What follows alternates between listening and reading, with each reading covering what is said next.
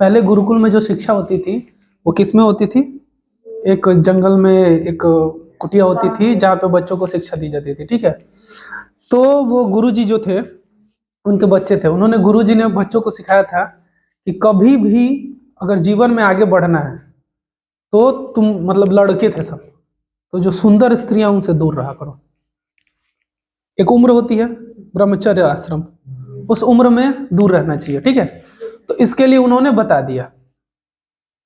अब बच्चे सब इस बात को याद कर लिए, गुरुजी की बात को एकदम 100% मानते थे। एक बार वो लोग गांव गांव घूमते थे भिक्षाटन के लिए या कार्य से, तो एक बार गांव में बच्चों को लेकर गुरुजी जा रहे थे। बच्चे युवावस्था में थे सब, गए तो नदी के किनारे एक सुंदर युवती खड़ी थी। बच्चों ने कहा, स्त्री सुंदर थी, बच्चे सोचे कि इसको, अब उस स्त्री को पार करने नहीं आता था नदी। उसने बोला कि आप लोग क्या करिए, हमें भी पार करा दीजिए। सभी बच्चों से किसी बच्चों ने उनकी मदद, क्योंकि गुरुजी पिछवे थे। अब गुरुजी पिछवे थे तो डर रहे थे सब कि भाई पार कराएंगे, गुरुजी तो मना किए हैं, सुंदर युवती से दूर रहने की बात बोले हैं, तो बच्चे पार नहीं कराए। सबसे पीछे गुरुजी थे। गुरुजी से वो बोली, गुरुजी उसको कंधे पे बिठा लिए और बिठा करके उसको, तो गुरुजी उसको कंधे पे बिठा के नदी पार करा दिए। पार कराने के बाद अब एक बच्चा उसमें से थोड़ा सा तेज था, जो क्या होता है पूजा के जैसे था, कि मतलब पूछ देने वाला। ये खुद भी करिए, हाँ मेरे जैसे, है ना। एक बच्चा ऐसा था, वो अब ये एकदम दिमाग में उसके था कि हम तो इनसे पूछब, मैं तो इनसे पूछूंगा। अब उस, लेकिन डर से पूछ नहीं रहा है। फिर भी सोचे, तो अब गुरुजी पार करा दिए। गुरुजी गए, अपना बिछाटन हुआ है, भोजन दक्षिणा जो भी व्यवस्था की गई, फिर वापस आए लोग, कुटी में आए, सभी बच्चे थे। गुरुजी हमनी को सिखाते हैं, हमनी के सिखावे ने अपने करे ना, हम लोग को ये सिखा रहे हैं और अपने वैसे पालन नहीं कर रहे हैं।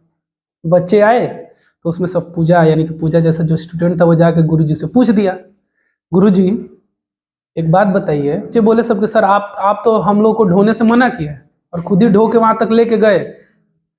तो गुरुजी ने पता है क्या बोला, बच्चों मैं तो उस लड़की को या उस स्त्री को नदी के इस तट से लेके उस तट तक ढोया था, लेकिन आप लोग उसको अभी तक ढो रहे हो। समझ में आया? मैं तो उसको नदी बस पार कराया था, लेकिन आप लोग अपने मस्तिष्क में उसको अभी तक ढो रहे हो। तो बीती बातों को यानी कि क्या कर देना चाहिए, भूल जाना चाहिए। एक श्लोक है, खादम न गच्छामि हसम न जल्पे, गतम न सोचामि कृतम न मन्ये, द्वाभ्याम न तृतीयो भवानी राजम, किंग कारणम भोज भवान मूर्खम। राजा भोज गए थे, उनकी जो वाइफ पत्नी थी, रानी जो थी, वो क्या करी थी, रनिवास में अपनी सहेलियों के साथ बैठी थी। राजा भोज वहां पे चले गए और राजा भोज वहां पे जा करके क्या कह रहे हैं, बिना पूछे अंदर प्रवेश कर गए। अब वो सहेलियों के साथ बैठी थी, तो महारानी बोल रही हैं कि आओ मूर्खाधिराज, आ जाओ। राजा को बुरा लग गया, राजा वहां से चले गए। राजा उस दिन जाके राजकाज जहां होता है, अपने सिंहासन पे सबसे पहले बैठ गए, और कोई भी आता था तो उससे यही बात बोलते थे, आओ मूर्खाधिराज, आओ मूर्खाधिराज।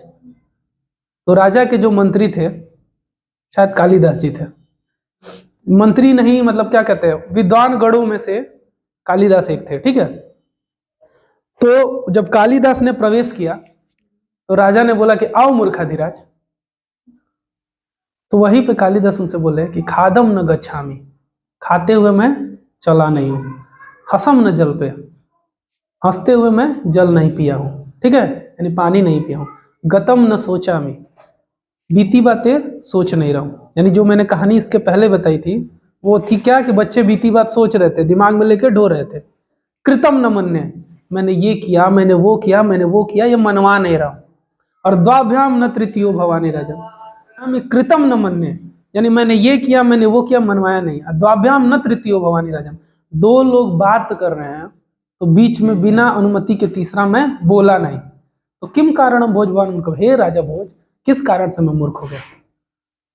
राजा भोज को अपने प्रश्न का उत्तर मिल गया कि रानी आपस में सहेलियों के साथ बात कर रही थी और बिना अनुमति के वहां पे क्या किए थे, चले गए। समझ में आया? तो इसी तरह से बीती बातों को भी सोचना नहीं चाहिए। अगर नरेंद्र मोदी ये सोचते रह जाते कि हम अपने पत्नी को छोड़ दिए हैं तो प्रधानमंत्री नहीं बनते। इसलिए अब जो आपने लाइफ में फैसला ले लिया गलत है, स्वीकार करिए, लेकिन अगर आगे बढ़ गए हैं तो लौट के पीछे मत आइए, वरना आप पीछे रह जाएंगे। बात समझ में आया? गलत है, स्वीकार करिए, आगे बढ़िए लाइफ में। अगर आपसे कोई गलती हुई है उस गलती को मानिए, आगे बढ़िए। ये नहीं कि अब बार बार उसको रिग्रेट करते हुए और वहीं पे अटके रहे, उसी चीज में फंसे रहे, उसमें फंसिए मत, उससे क्या करिए, मूव ऑन करिए। समझ में आया? आगे बढ़िए, तब जाके लाइफ में आगे बढ़ेंगे। आपने अगर पीछे अभी तक पढ़ाई नहीं की है तो उस बात को भूल जाइए और अब पढ़ना क्या करिए, आज से स्टार्ट करिए। अब ये सोचते रहे आज ले ना पढ़नी, या उस टाइम पे मैं फेल हो गया था, तो फिर आगे भी पढ़ नहीं पाएंगे। जिस टाइम फेल हुए थे। समझ में आया? अब नहीं फेल होना है, अभी मेहनत करना है। समझ गए? और आगे बढ़िए। चलिए हम आज आप लोगों को पढ़ाएंगे पर्वतीय वनों के बारे में। किसके बारे में पढ़ाएंगे? पर्वतीय वन। जैसा कि आप लोगों को पता है, मैं पहले ही पर्वतीय वनों के बारे में क्या कर चुका हूं। मैंने बताया था कि भारत में जो वन क्षेत्र होते हैं, यही पढ़ा रहे थे ना। तो वन क्षेत्र के बारे में जब मैंने बताया था तो हमने सबसे पहले बताया था कि पहला होता है सदाबहार वन क्षेत्र। क्या होता है? उसके बाद मैंने क्या बताया था? पर्णपाती वन। सदाबहार वन क्षेत्र के लिए ये हिस्सा बना हुआ है डार्क कलर से। फिर ये जो सादा है वो क्या है? पर्णपाती वन। उसके बाद मैंने बताया था कटीले वन क्षेत्र।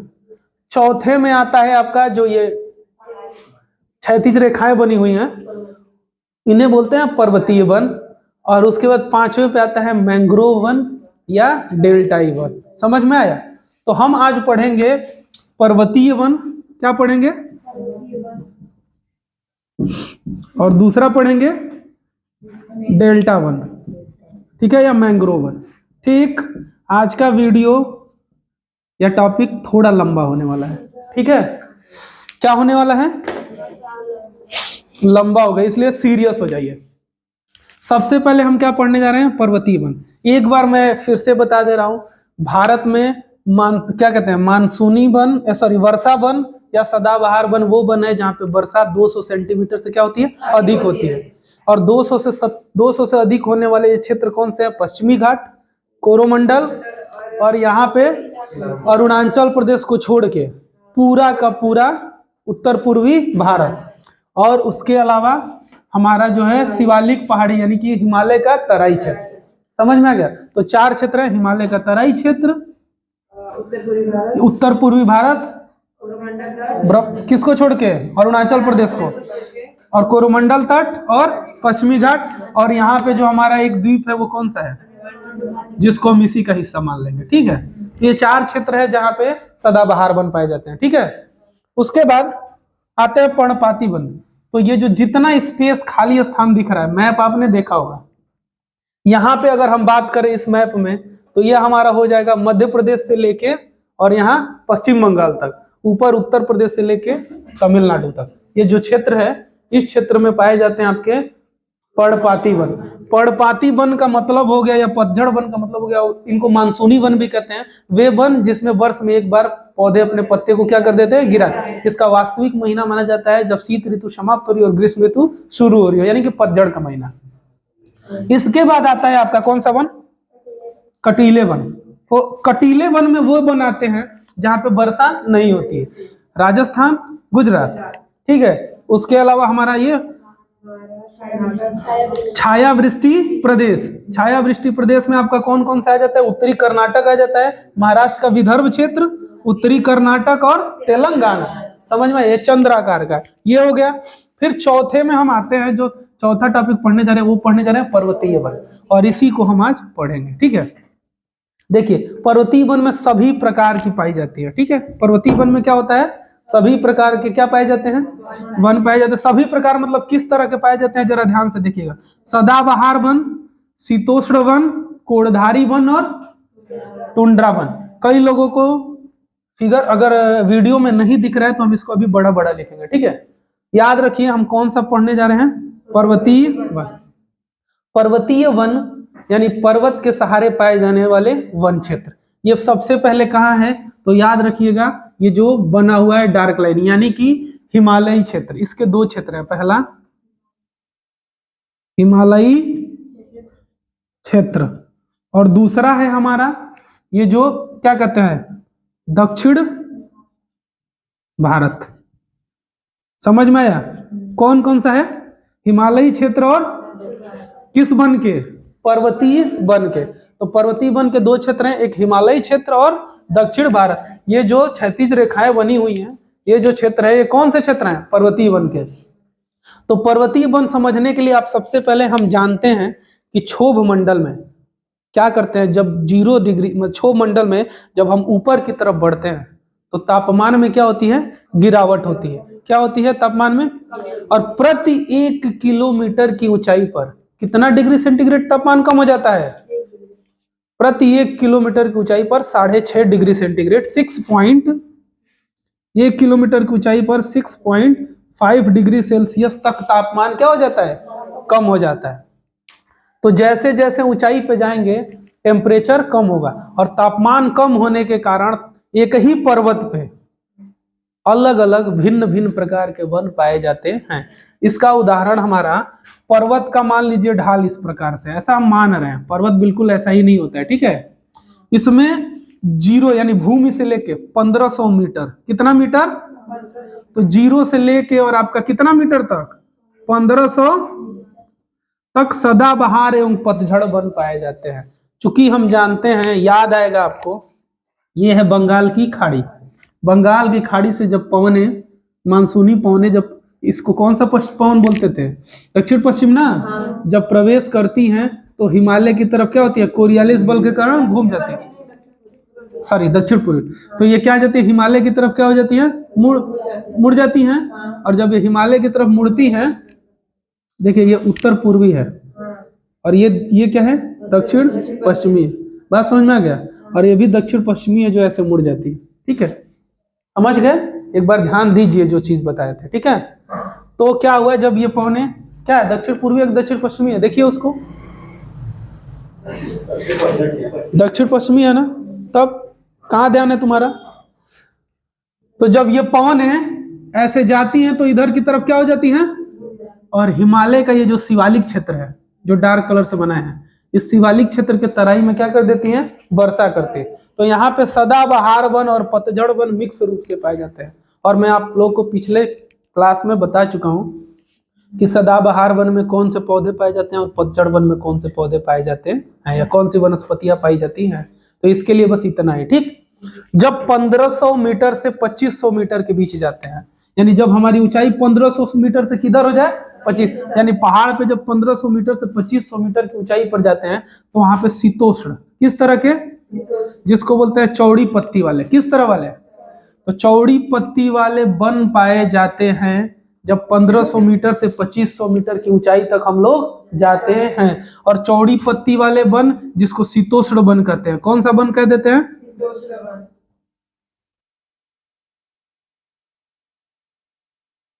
2500 मीटर तक शीतोष्ण। समझ में आया? और 0 से 1500 मीटर तक क्या था?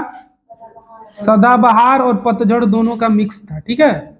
सदाबहार प्लस पतझड़, समझ गए। और चौड़ी पत्ती वाले शीतोष्ण वनों में जो वन पाए जाते हैं वो मुख्य रूप से हैं देवदार, ओक, बर्च और मैथिली। ये वनस्पतियां हैं। इन वनस्पतियों का नाम जब बार बार आप दोहराएंगे, देवदार, ओक, बर्च और मैथिली, ये किस तरह के पौधे हैं? शीतोष्ण वन के। तो अगर आपसे पूछ दे कि शीतोष्ण वन के पौधे कहाँ पाए जाते हैं, तो 1500 मीटर से लेके 2500 मीटर की ऊंचाई तक। या पूछ देगा देवदार के पौधे कहाँ पाए जाते हैं, तो 1500 मीटर से लेके 2500 मीटर की ऊंचाई तक। इनका नाम क्या है? शीतोष्ण वन, ठीक है। तो शीतोष्ण वन में कौन कौन से आ जाएंगे? देवदार, ओक, बर्च और मैथिल।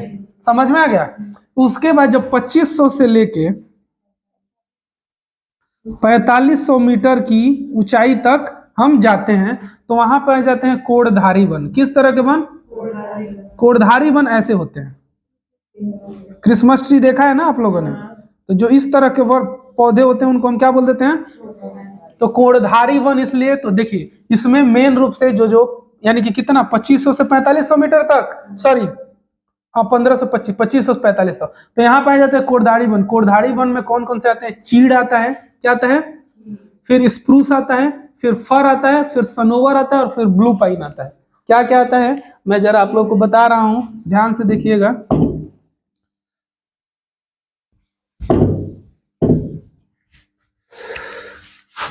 चीड़, स्प्रूस, फर, सनोवर और ब्लू पाइन। समझ में आया? ये जो वन है, ये जो पौधे हैं वो किस में पाए जाते हैं? कोड़धारी वन में। और जब 4500 मीटर से हम लोग 4800 मीटर की ऊंचाई तक जाते हैं, कितने मीटर की ऊंचाई तक जाते हैं, तो वहां पे हमको कौन से वन पाए जाते हैं? यहाँ पे पाए जाते हैं टुंड्रा वन या अल्पाई वन। बात समझ में आ गया? कौन से वन पाए जाते हैं? टुंड्रा वन या अल्पाई वन। ये इसमें ज्यादातर घास जैसी चीज होती है। यहाँ पे बर्फ पड़ना शुरू हो गया रहता है, ठीक है। तो यहाँ पे जो होते हैं ये होते हैं घास, लीचेन और काई, ठीक है। तो काई हो गया, घास हो गया, लीचेन हो गया, ये कहाँ पाए जाते हैं? 4500 मीटर से 4800 मीटर की ऊंचाई तक। तो पूछ देता है कि काई या घास या लीचेन, लीचेन पूछेगा कहाँ पे प्राप्त होते हैं, तो आपको बताना होगा सर 4500 मीटर से लेकर 4800 मीटर की ऊंचाई पे, पर्वतों की ऊंचाई दे देगी और वनों का नाम पूछ देगा। बात समझ में आ गया? तो यानी कि याद रखिए 0 से 1500 तक सदाबहार एवं पतझड़, 1500 मीटर से 2500 मीटर तक शीतोष्ण, शीतोष्ण में आ गया देवदार, ओक, बर्च और मैथिल, 2545 तक कोड़धारी, कोड़धारी में आ गया चीड़, स्प्रूस, कर, सनोवर और ब्लू पाइन, और 4500 से 4800 तक आ गया टुंड्रा जिसमें आएगा काई, घास और लीचेन। और 4800 मीटर से जब ऊंचाई पे जाते हैं तो वहां पे क्या पाए जाते हैं? बर्फ पाए जाते हैं। अब आते हैं हम दक्षिण भारत में। किस में आते हैं? तो दक्षिण भारत में तो एक तो हम डायरेक्ट जानते हैं कि यहाँ पे वर्षा बहुत, तो वर्षा बहुत अधिक होने का मतलब कौन से वन पाए जाएंगे? सदाबहार एवं पतझड़ वन। उसके अलावा होता क्या है कि दक्षिण भारत के पहाड़ों की ऊंचाई बहुत कम है ना, तो दक्षिण भारत के जब पर्वतों की ऊंचाई बहुत कम है, इसके कारण यहाँ पे सिर्फ और सिर्फ कौन से वन पाए जाते हैं? सदाबहार वन पाए जाते हैं, थोड़ा सा शीतोष्ण वन पाए जाते हैं। ये सब बाकी कोड़धारी, टुंड्रा और बर्फ इत्यादि नहीं पाए जाते हैं। बात समझ में आ गया? क्यों? क्योंकि इधर के पर्वतों की ऊंचाई बहुत है। बता रहे हैं तो आपके दिमाग में आ रहा होगा कि शीतोष्ण जो वन है ये भारत में कहाँ पाए जाते हैं, है ना। तो ये शीतोष्ण वन जो है, जो दूसरा हमने बताया था, उसमें ये जो शीतोष्ण वन है ये भारत का इधर क्या है? उत्तराखंड और हिमाचल प्रदेश है ना, और बाकी क्या है? जम्मू कश्मीर। तो शीतोष्ण वन के लिए आप क्षेत्र लिख लीजिएगा, जम्मू कश्मीर, उत्तराखंड और हिमाचल प्रदेश। बात समझ में आ गया? तो आपसे पूछ देगा देवदार सबसे ज्यादा कहाँ पाए जाते हैं, तो जो हमारा हिमाचल प्रदेश है, कौन सा प्रदेश? तो हिमाचल प्रदेश में देवदार के वृक्ष सर्वाधिक या सबसे ज्यादा पाए जाते हैं, या हिमाचल प्रदेश देवदार के वृक्षों के लिए क्या है? प्रसिद्ध है। बात समझ में आ गया?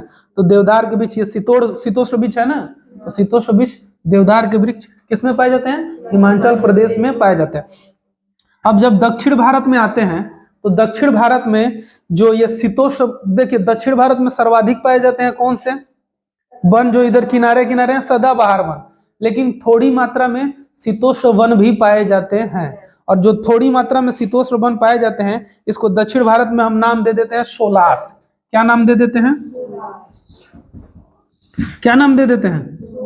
तो दक्षिण भारत में पर्वत है नीलगिरी। भारत के कौन कौन से राज्य हो जाएंगे? अन्नामलाई, नीलगिरी और अल्पाई, है ना। क्या कह रही हूं? पालनी, पालनी मिस्टेक हो रहा है, क्या होगा? तो अन्नामलाई, नीलगिरी और पालनी, ये जो क्षेत्र हैं यहाँ पे क्या होते हैं? जो वन क्षेत्र पाए जाते हैं शीतोष्ण वन क्षेत्र, इनको नाम दे दिया गया है सोलास। क्या नाम दे दिया गया है? और यहाँ पे जानते हैं शीतोष्ण है तो कौन कौन से पाए जाएंगे? यही सब पौधे पाए जाएंगे, लेकिन सोलास में यहाँ पे जो पौधे हैं उनकी थोड़ी सी वेराइटी बदल जाती है, और उनके नाम होते हैं लारेल, मैग्नीलिया और सिनकोना। क्या क्या नाम है? लारेल, मैग्नीलिया और सिनकोना। वैसे तो सिनकोना जो है हम जब पढ़ाए थे आप लोगों को, तो मैंने बताया था ना कि सिनकोना किसका है, सिनकोना जो है हमारा सदाबहार वन का है, लेकिन ये थोड़े से शीतोष्ण में भी पहुंच जाते हैं। ऐसा नहीं है कि यहाँ के थोड़े से पौधे बहुत बदले हुए रूप में दूसरे क्षेत्र में भी उत्पन्न हो सकते हैं।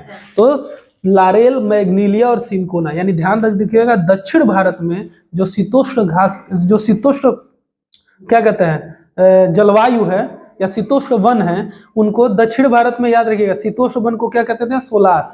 क्वेश्चन पूछता है सोलास किसे कहते हैं, तो शीतोष्ण वन को, कि कहाँ पे, दक्षिण भारत। आपका शीतोष्ण वन ध्यान इधर आएगा, समझ में आया? दक्षिण भारत में शीतोष्ण वन को सोलास कहते हैं। सोलास में तीन मुख्य रूप से तीन पहाड़ियां आती हैं, अन्नामलाई, नीलगिरी और पालनी, और इसमें जो प्राप्त होने वाले पौधे हैं वो लारेल, मैग्नीलिया और सिनकोना। ये सिनकोना हमारा जो सदाबहार वन है उनका भी वृक्ष है। बात समझ में आ गया? ये हमारा टॉपिक था। चूंकि दक्षिण भारत अत्यधिक ऊंचाई पे नहीं है, इसलिए क्या कहते हैं, इनके अलावा कोड़धारी वन, टुंड्रा वन इत्यादि यहाँ पे नहीं पाए जाते। दक्षिण भारत के पर्वतों की ऊंचाई कम है, इसलिए यहाँ पर सिर्फ सदाबहार वन और थोड़े से शीतोष्ण वन पाए जाते हैं। बात समझ में आ गया? ये आपका हो गया, आपका क्या कहते हैं, पर्वतीय वन। बोलो पर्वतीय वन पूरा बढ़िया समझ गए? अब हम पढ़ेंगे ज्वारीय वन या डेल्टा वन। क्या पढ़ेंगे? मिटा दे इसको।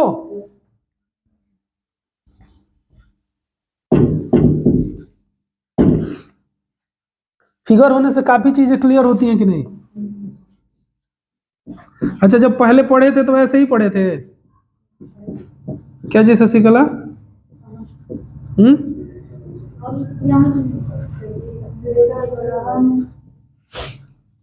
कहाँ से पढ़ी हो?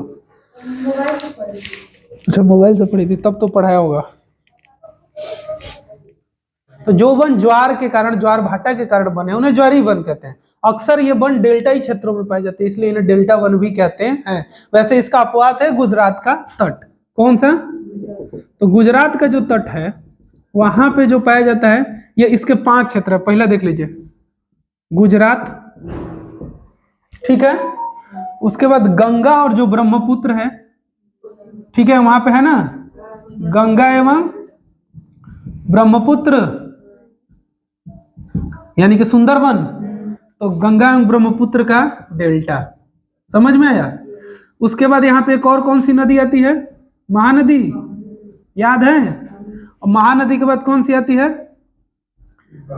गोदावरी एवं कृष्णा का डेल्टा, गोदावरी एवं कृष्णा का डेल्टा। उसके बाद किसका आता है? कावेरी का। समझ में आया? तो आपके पास कुल मिला जुला के ज्वारीय वन या डेल्टा वन जो है, उसमें साउंड को थोड़ा सा, जो ज्वार के कारण उत्पन्न होते हैं उन्हें ज्वारीय वन कहते हैं, ठीक है। तो ज्वारीय वन के भारत में मुख्य रूप से 5 क्षेत्र है: गंगा एवं ब्रह्मपुत्र का डेल्टा, महानदी का डेल्टा, गोदावरी एवं कृष्णा का डेल्टा, कावेरी का डेल्टा, और एक यहाँ पे आपका हो गया गुजरात, ठीक है। ये और नीचे होगा कावेरी, ठीक। ये मैंने बस लाइन से क्रम से लिख दिया, ठीक है। इनका स्थान आप देखे ही हैं, ठीक।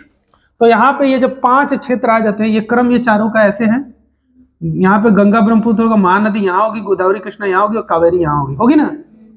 और यहाँ पे आपका गुजरात का तट, यानी भारत में ज्वारीय वन के कितने क्षेत्र हैं? 5। यहाँ पे मैंग्रोव वन, कौन सा वन? यहाँ पे मैंग्रोव एक वनस्पति है, यानी पेड़ है या वृक्ष है। तो मैंग्रोव वृक्ष बहुत ही अधिक पाए जाते हैं, बहुत अधिक पाए जाते हैं, इसीलिए इसे यानी ज्वारीय वन एवं डेल्टा वन को मैंग्रोव वन भी कहते हैं। हम जो बातें बोल रहे हैं उसको ऐसे ही हुबहू लिख लेना है। तो यहाँ पे मैंग्रोव वन अधिक पाए जाते हैं, इसलिए इसे कौन सा वन बोलते हैं? Mangrove one. अब होता क्या है कि ये जो वन होते हैं ना, मैंग्रोव वन जो होते हैं, उसमें पेड़ यानी कि ज्वारीय जो वन होते हैं, उसमें जो ज्वार के कारण यहाँ पे वन उगते हैं। और ज्वार किससे? समुद्र का पानी डेल्टा में प्रवेश कर जाता है। डेल्टा के बारे में समझ लीजिए, डेल्टा की एक ऊंचाई होती है, डेल्टा थोड़ा ऊंचा होता है, और ऊंचा उठ के वो समुद्र तल के बराबर या उससे थोड़ा ज्यादा ऊंचाई तक उठ गया होता है। तो जब ज्वार आता है तो उसका पानी बार बार इस क्षेत्र में, यहाँ पे इन डेल्टाओं में क्या करेगा? बार बार प्रवेश करेगा। तो जब ये डेल्टा में ये समुद्र प्रवेश का पानी प्रवेश करेगा तो जो डेल्टा का क्षेत्र है वो खारा हो जाएगा, क्योंकि वहां का पानी, और वहां पे हमेशा पानी रहता है, इसलिए जो ये वन होते हैं यहाँ पे वर्ष भर पानी रहता है, यानी अत्यधिक जल में उत्पन्न होने वाले ये वन है। और इनकी लकड़ियां बहुत ही कठोर होती हैं। कैसी होती हैं? तो इनकी लकड़ियां कैसी हो गई, यानी वनस्पति कैसी हो गई, कठोर हो गई। ठीक है, वर्ष भर पानी में ये उगती हैं। ठीक है, इसके अलावा क्या है, वर्ष भर पानी में उगने के अलावा यहाँ पे मैंग्रोव पेड़ अधिक पाए जाते हैं, इसलिए ज्वारी वन को कौन सा वन बोल देते हैं, मैंग्रोव वन बोलते हैं। बात समझ में आ गया? यहाँ पे एक सुंदरी नामक वृक्ष है जो सबसे ज्यादा गंगा एवं ब्रह्मपुत्र के डेल्टा पे पाया जाता है, इसीलिए उसको सुंदर वन डेल्टा भी कहते हैं। तो सुंदर वन डेल्टा क्यों कहते हैं बेटा? क्योंकि गंगा एवं ब्रह्मपुत्र के डेल्टा पे सुंदरी नामक एक वृक्ष पाया जाता है, इसीलिए इसको सुंदर वन डेल्टा कहते हैं। बात समझ में आ गया? अब क्या होता है कि ये मैंग्रोव वन है, होता क्या है कि यहाँ की पेड़े में आप लोग को पहले भी बताया था, यहाँ के वृक्ष जमीन में जाते हैं इनकी जड़ें, और जमीन से इनकी जड़ें क्या हो जाती है, बाहर निकल जाती है खूंटी के जैसे। समझ में आया? तो खूंटी के जैसे, इसलिए उसमें चलना या गति करना संभव नहीं है। और यहाँ पर बंगाल टाइगर भी पाए जाते हैं ना। तो याद रखिएगा, भारत में हम अब इसको जो विस्तार से पढ़ने जा रहे हैं, तो इसमें सबसे पहले पढ़ने जा रहे हैं गुजरात का तट। क्या पढ़ने जा रहे हैं? गुजरात का तट। तो दिमाग में आपके क्वेश्चन ये आ रहा होगा कि गुजरात का तट ही सबसे पहले क्यों? क्योंकि सबसे ज्यादा मैंग्रोव वन का जो क्षेत्र है वो गुजरात का तट है। अब आपके दिमाग में आ रहा होगा कि नहीं, हमने तो पढ़ा है कि सुंदरवन डेल्टा दुनिया का सबसे बड़ा डेल्टा है, तो भाई गुजरात का तट, तो हम किसके बारे में पढ़ रहे हैं? भारत के बारे में।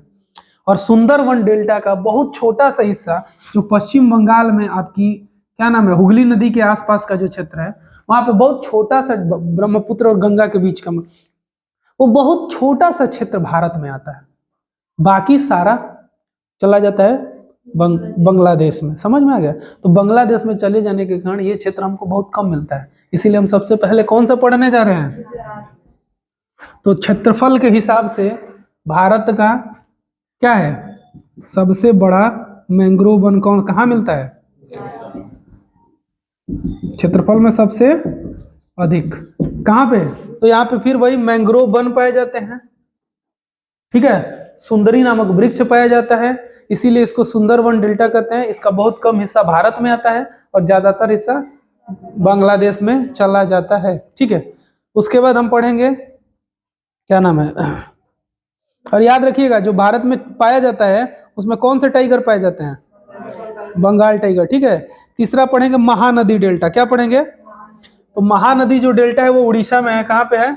उड़ीसा में। यहाँ पे ये उड़ीसा दिख रहा है, तो महानदी डेल्टा आपसे पूछता है किस राज्य में है, तो उड़ीसा में। ये भी किसका उदाहरण है? मैंग्रोव वन का। किसका उदाहरण है? उसके बाद आते हैं आप गोदावरी एवं कृष्णा। ठीक है, तो गुजरात के बाद जो सर्वाधिक वन पाए जाते हैं वो गोदावरी एवं कृष्णा के मध्य वाले डेल्टा में। ठीक है, द्वितीय स्थान क्षेत्रफल में कौन सा है? मैंग्रोव वन का। क्षेत्रफल में किसको मिलता है? गोदावरी एवं कृष्णा के डेल्टा को। समझ में आ गया? उसके बाद आते हैं कावेरी डेल्टा। कौन सा आते हैं? तो कावेरी डेल्टा आपका मिलेगा तमिलनाडु में। कहाँ पे मिलेगा? हाँ, अरे तो मैंने बस ऐसे लिख दिया था ना, तमिलनाडु में मिलेगा।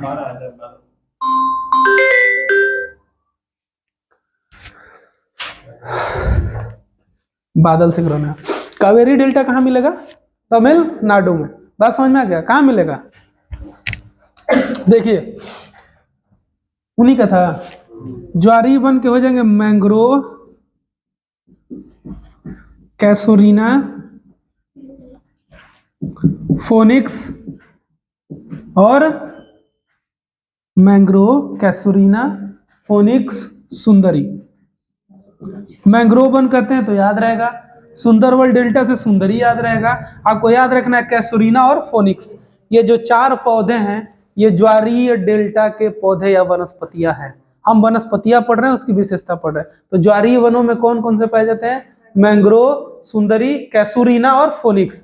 तो ये जो चार हैं, उसके अलावा इसमें होता क्या है, इनकी विशेषता ये है कि देखिए ये समुद्र के किनारे पाए जाते हैं। तो समुद्र के किनारे पाए जाने के कारण क्या होगा, जलीय जीव इसमें आ जाएंगे पानी के साथ, यहाँ पे बच्चे पैदा करेंगे, यानी कि समुद्री जीवों के ये नर्सरी का काम करते हैं। किसका काम करते हैं? ऊपर से छोटी छोटी जगह है, दरारें हैं, वहां पे अपने को आपको क्या कर सकते हैं, सुरक्षित रख के कुछ दिनों तक, जब तक बड़े नहीं जाते, क्योंकि जानते ही हैं बड़ी मछलियां छोटी मछलियों को क्या कर देती है, बड़े जीव छोटे जीवों को, तो समुद्री बड़े जीव छोटे जीवों को खा जाएंगे, और जब इसमें रहेंगे तो बड़े जीव जब हो जाएंगे तो इसमें आ नहीं पाएंगे, आएंगे तो दरारों में घुस नहीं पाएंगे। तो इसमें यहाँ पे क्या होती है, या सुंदरवन में यहाँ पे हमेशा पानी है, कम जगह है, तो यहाँ पे ये क्या होता है, उनके बच्चे पैदा करने, यानी कि नर्सरी का काम, यानी कि बच्चा पैदा करना और जीवन यापन करना शुरुआती दिनों में, यही नर्सरी होता है। ठीक है, तो नर्सरी का काम करता है ये कौन सा, मैंग्रोव वन।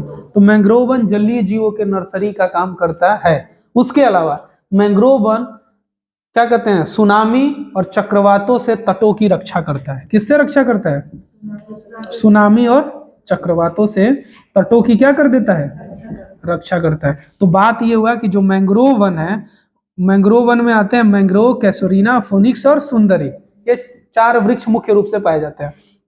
उसके अलावा ये जलीय जीवों के नर्सरी का कार्य करता है, और उसके अलावा इन तटों को चक्रवातों से और सुनामी से क्या कर देता है। इसीलिए तटों पर इन तरह के वनों के विकास के लिए जो सरकार क्या कर रही है, क्या कर रही है, योजनाएं चला रही है, मतलब सरकार क्या कर रही है, बढ़ावा दे रही है।